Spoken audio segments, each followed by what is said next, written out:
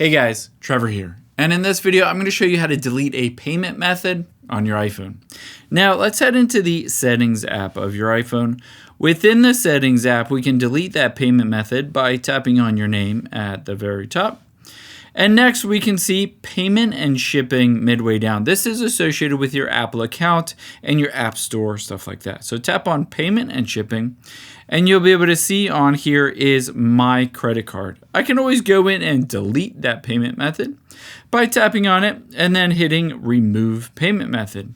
If I tap on remove here, it will essentially delete it. However, keep in mind, you might need to set up an alternate payment method on here so that you can buy apps or make in-app purchases.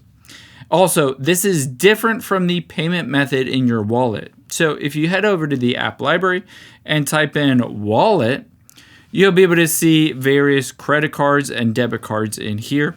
You can delete these payment methods by just tapping on them, tapping on those three dots and going to card details. And now at the very bottom, you can see remove card. I can tap on it and hit remove to delete that payment method as well. I hope this helps. If this is, hit the subscribe button down below, and I'll catch you on the next one.